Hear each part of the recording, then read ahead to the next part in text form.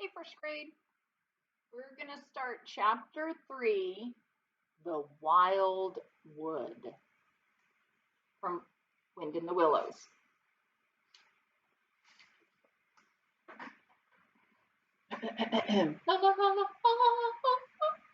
Okay, ready. The mole had long wanted to make the acquaintance of the badger. He seemed, by all accounts, to be such an important personage, and though rarely visible, to make his unseen influence felt by everybody about the place. But whenever the mole mentioned his wish to the water rat, he always found himself put off. Oh, it's all right, the rat would say. Badger'll turn up some day or other. It's all right. When he shows up, I'll introduce you. The best of fellows, but you must not only take him as you find him, but when you find him. Couldn't you ask him here, dinner or something? Said the mole. He wouldn't come, replied the rat simply. Badger hates society and invitations and dinner and all that sort of thing. Well, then, supposing we go and call on him, suggested the mole. Oh, I'm sure he wouldn't like that at all, said the rat, quite alarmed. He's so very shy, he'd be sure to be offended. I've never even ventured to call on him at his own home myself, though I know him so well. Besides, we can't. It's quite out of the question, because he lives in the very middle of the wild wood. Well, supposing he does, said the mole. You told me the wild wood was all right, you know. Oh, I know, so it is, replied the rat evasively. But I think we won't go there just now. Not just yet. It's a long way, and he wouldn't be at home at this time of year anyhow, and he'll be coming along someday if you'll wait quietly. The mole had to be content with this, but the badger never came along, and every day brought its amusements, and it was not till summer was long over, and cold and frost and kept them much indoors, and the swollen river raced past outside their window with a speed that mocked at boating of any sort of kind, that he found his thoughts dwelling again with much persistence on the solitary gray badger, who lived his own life by himself in his hole in the middle of the wild wood. In the winter time, the rat slept a great deal, retiring early and rising late. During his short day, he sometimes scribbled poetry or did other small domestic jobs around the house. And of course, there were always animals dropping in for a chat, and consequently, there was a good deal of storytelling and comparing notes on the past summer and all its doings. Such a rich chapter it had been when one came to look back on it all, with illustrations so numerous and so very highly colored. The pageant of the riverbank had marched steadily along, unfolding itself in scene pictures that succeeded each other in stately procession. Purple loosestrife arrived early, shaking luxuriant tangled locks along the edge of the mirror when its face laughed back at it. Willow herb, tender and wistful, like a pink sunset cloud, was not slow to follow. Comfrey, the purple hand in hand with the white, crept forth to take its place in the line, and the lights went out, and so I'm going to wave my arms to get the lights to come back on. There they are. One member of the company was still awaited, the shepherd boy, for whom the nymphs to woo, the knight for whom the ladies waited at the window, the prince that was to kiss the sleeping summer back to life and love. But when meadow sweet, debonair and odorous and amber jerkin moved graciously to his place in the group, then the play was ready to begin. And what a play it had been! Drowsy animals snug in their holes while wind and rain were battering at their doors recalled still keen mornings, an hour before sunrise, when the white mist, as yet undispersed, clung closely along the surface of the water, and then the shock of the early plunge, the scamper along the bank, and the radiant transformation of earth, air, and water, when suddenly the sun was with them again, and gray was gold, and color was born and sprang out of the earth once more. They recalled the languorous siesta of hot midday, deep and green undergrowth, the sun striking through in tiny golden shafts and spots, the boating and bathing of the afternoon, the rambles along dusty lanes and through yellow cornfields, and the long, cool evening at last, when so many threads were gathered up, so many friendships rounded, and so many adventures planned for the morrow. There was plenty to talk about on those short winter days when the animals found themselves around the fire. Still, the mole had a good deal of spare time on his hands, and so one afternoon, when the rat, in his armchair before the blaze, was alternately dozing and trying over rhymes that wouldn't fit, he formed the resolution to go out by himself and explore the wild wood and perhaps strike up an acquaintance with Mr. Badger. It was a cold, still afternoon with a hard, steely sky overhead when he slipped out of the warm parlor into the open air. The country lay bare and entirely leafless around him, and he thought that he had never seen so far and so intimately into the insides of things as on that winter day when nature was deep in her annual slumber and seemed to have kicked the clothes off. Copses, dells, quarries, and all hidden places, which had been mysterious mines for exploration in leafy summer, now exposed themselves and their secrets pathetically, and seemed to ask him to overlook their shabby poverty for a while, till they could riot in rich masquerade as before, and trick and entice him with the old deceptions. It was pitiful in a way, and yet cheering, even exhilarating. He was glad that he liked the country undecorated, hard, and stripped of its finery. He had got down to the bare bones of it, and they were fine and strong and simple. He did not want the warm clover and the play of seeding grasses. The screens of quickset, the billowy drapery of beech and elm seemed best away, and with great cheerfulness of spirit he pushed on toward the wild wood, which lay before him low and threatening, like a black reef in some still southern sea. There was nothing to alarm him at first entry. Twigs crackled under his feet, logs tripped him, funguses on stumps resembled caricatures, and startled him for a moment by their likeness of something familiar and far away, but that was all fun and exciting. It led him on, and he penetrated to where the light was less, and trees crouched nearer and nearer, and holes made ugly mouths on either side of him. Everything was very still now. The dusk advanced on him steadily, rapidly, gathering in behind and before, and the light seemed to be draining away like floodwater. Then the faces began. It was over his shoulder, and indistinctly he first thought he saw a face, a little evil wedge-shaped face looking out at him from a hole. When he turned and confronted it, the thing had vanished. He quickened his pace, telling himself cheerfully not to begin imagining things, or there would be simply no end to it. He passed another hole, and another, and then yes, certainly a little narrow face with hard eyes had flashed up for an instant from a hole and was gone. He hesitated, braced himself up for an effort, and strode on. Then suddenly, as if it had been so all the time, every hole, far and near, and there were hundreds of them, seemed to possess its face, coming and going rapidly, all fixing on him glances of malice and hatred, all hard-eyed and evil and sharp. If he could only get away from the holes in the bank, he thought, there would be no more faces. He swung off the path and plunged into the untrodden places of the wood. Then the whistling began. Very faint and shrill it was, and far behind him. When first he heard it, but somehow it made him hurry forward. Then, still very faint and shrill, it sounded far ahead of him and made him hesitate and want to go back. As he halted in indecision, it broke out on either side and seemed to be caught up and passed on throughout the whole length of the wood to its furthest limit. They were up and alert and ready, evidently, whoever they were, and he was alone and unarmed and far away from any help, and the night was closing in.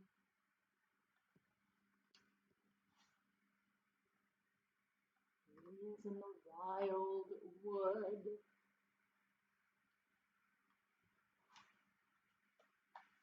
Then the pattering began. He thought it was only falling leaves at first, so slight and delicate was the sound of it. Then, as it grew, it took a regular rhythm, and he knew it for nothing else but the pat, pat, pat of little feet, still a very long way off. Was it in front or behind? It seemed to be first one, and then the other, and then both. It grew and it multiplied till from every quarter, as he listened anxiously, leaning this and that, it seemed to be closing in on him. As he stood still to hearken, a rabbit came running hard toward him through the trees. He waited, expecting it to slacken pace or to swerve from him into a different course. Instead, the animal almost brushed him as it dashed past, his face set hard and his eyes staring. "Oh, get out of this, you fool, get out!" The mole heard him mutter as he swung round a stump and disappeared down a friendly burrow. The pattering increased till it sounded like sudden hail on the dry leaf carpet spread around him. The whole wood seemed running now, running hard, hunting, chasing, closing in round something or somebody. In panic, he began to run too, aimlessly. He knew not whither. He ran up against things, he fell over things and into things, he darted under things and dodged around things. At last, he took refuge in the dark, deep hollow of an old beech tree, which offered shelter, concealment, perhaps even safety, but who could tell? Anyhow, he was too tired to run any further and could only snuggle down into the dry leaves which had drifted into the hollow and hope he was safe for the time. And as he lay there panting and trembling and listening to the whistlings and patterings outside, he knew at last in all its fullness that dread thing which other little dwellers in field and hedgerow had encountered here, and known as their darkest moment, that thing which the rat had vainly tried to shield him from, the terror of the wild wood. Meantime, the rat, warm and comfortable, dozed by his fireplace. His paper of half-finished verses slipped from his knee, his head fell back, his mouth open, and he wandered by the verdant banks of dream rivers. Then a coal slipped, the fire crackled and sent up a spurt of flame, and he woke with a start. Remembering what he had been engaged upon, he reached down to the floor for his verses, pored over them for a minute, and then looked around for the mole to ask him if he knew a good rhyme for something or other. But the mole was not there. He listened for a time. The house seemed very quiet, and then he called "Molly" several times, and receiving no answer, got up and went out into the hole. The mole's cap was missing from its accustomed peg. His galoshes, which always lay by the umbrella stand, were also gone. The rat left the house and carefully examined the muddy surface of the ground outside, hoping to find the mole's tracks. There they were, sure enough. The galoshes were new, just bought for the winter, and the pimples on their soles were fresh and sharp. He could see the imprints of them in the mud, running along straight and purposeful, leading direct to the wild wood. The rat looked very grave and stood in deep thought for a minute or two. Then he re-entered the house, strapped a belt around his waist, shoved a brace of pistols into it, took up a stout cudgel that stood in the corner of the hall, and set off for the wild wood at a smart pace. It was already getting toward dusk when he reached the first fringe of trees and plunged without hesitation into the wood, looking anxiously on either side for any sign of his friend. Here and there, wicked little faces popped out of holes, but vanished immediately at the sight of the valorous animal, his pistols and the great ugly cudgel in his grasp, and the whistling and pattering which he had heard quite plainly on his first entry died away and ceased, and all was very still. He made his way manfully through the length of the wood. To its furthest edge, then, forsaking all paths, he set himself to traverse it, laboriously working over the whole ground, and all the time calling out cheerfully, "Molly, Molly, Molly, where are you? It's me, it's old Rat." He had patiently hunted through the wood for an hour or more, when at last, to his joy, he heard a little answering cry.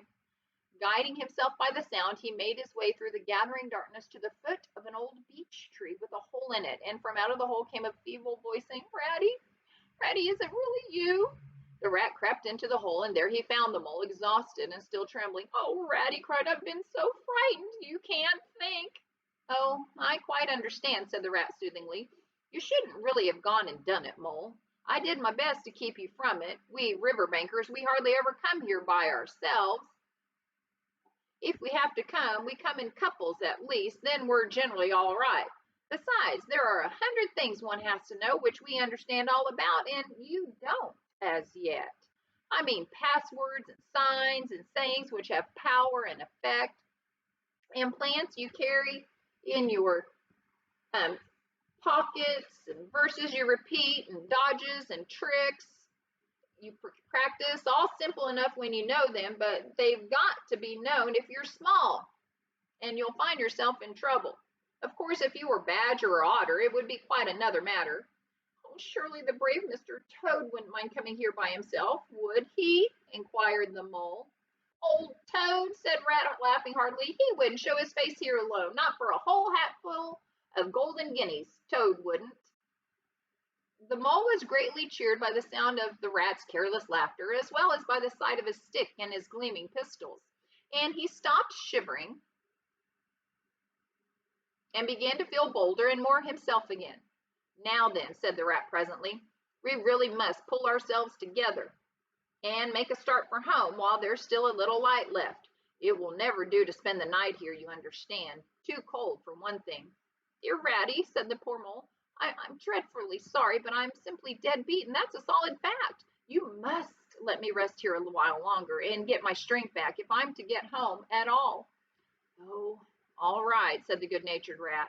Rest away. It's pretty nearly pitch dark now anyhow, and there ought to be a bit of moon later.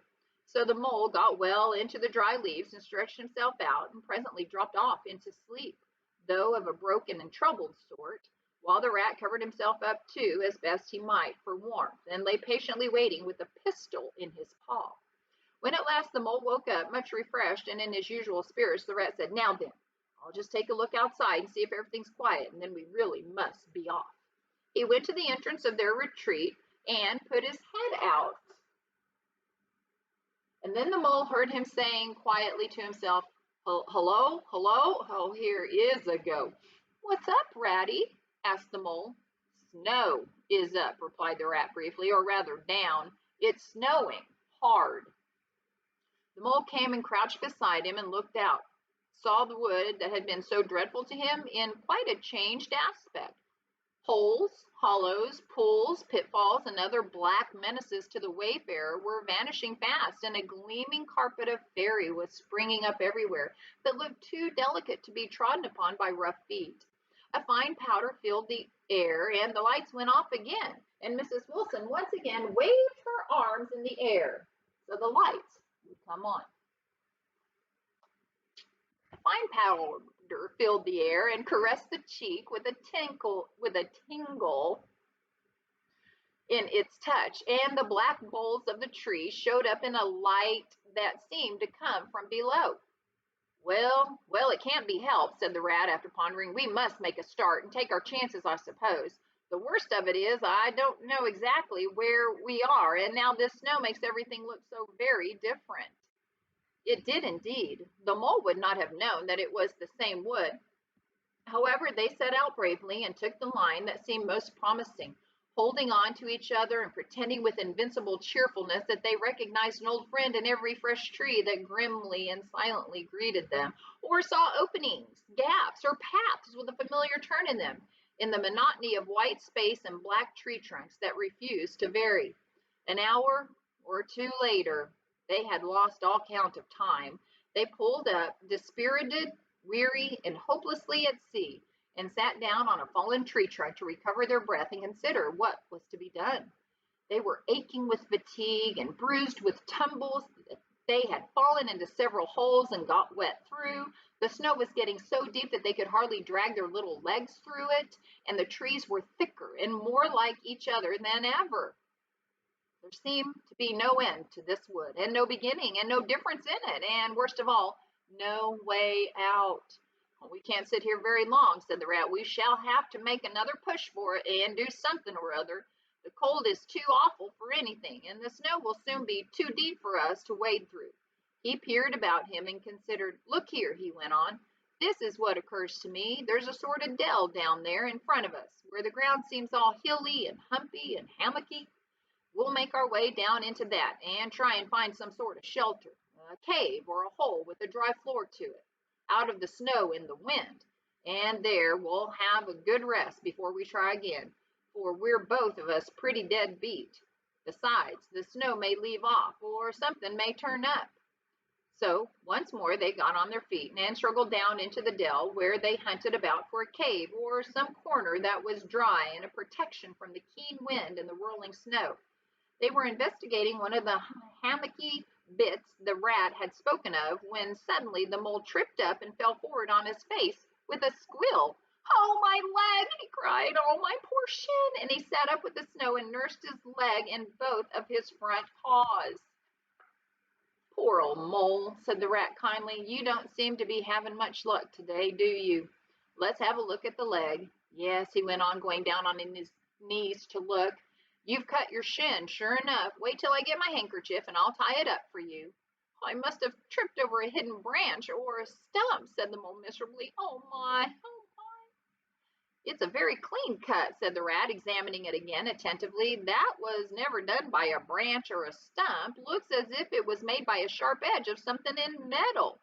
Funny." He pondered a while and examined the humps and slopes that surrounded them. "Well, never mind what done it," said the mole.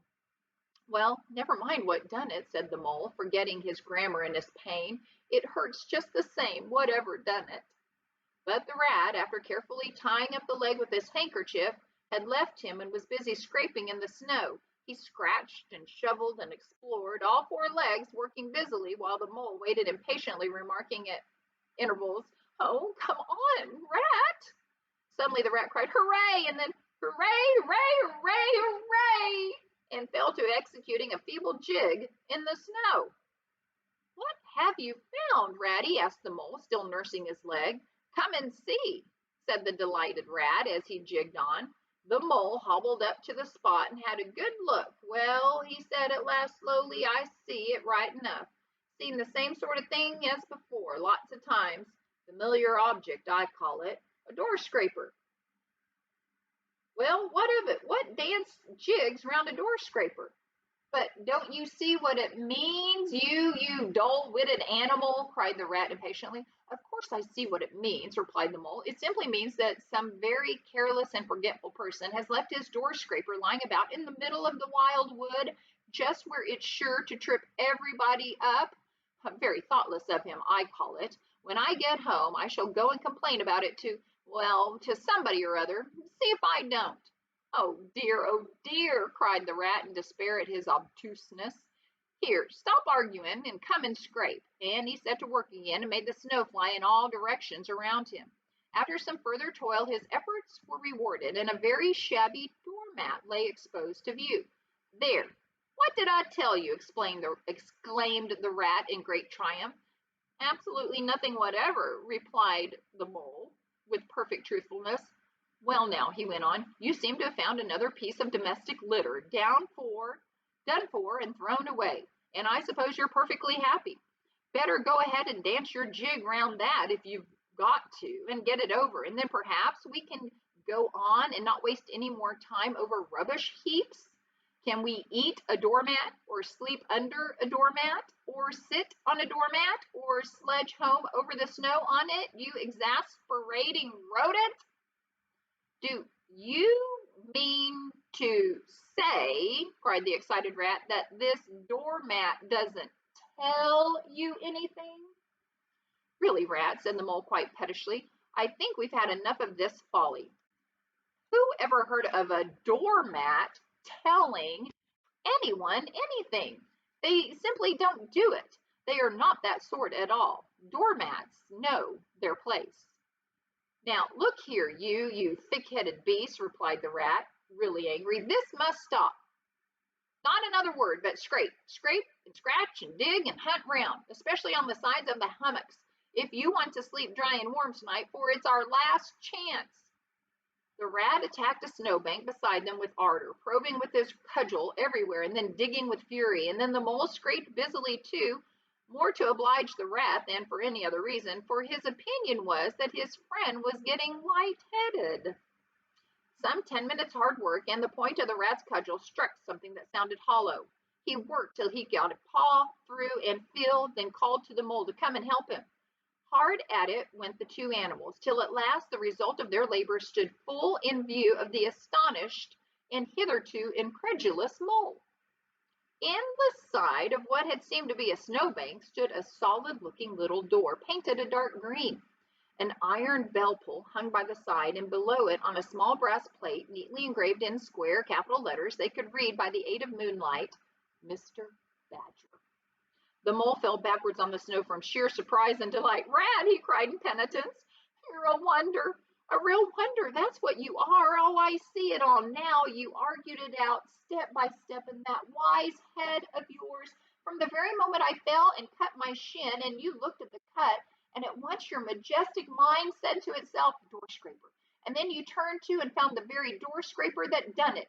Did you stop there? No. Some people would have been quite satisfied, but not you. Your intellect went right on working. 'Let me only just find a doormat,' says you to yourself, and my theory is proved. And of course you found your doormat. You're so clever, I believe you could find anything you liked.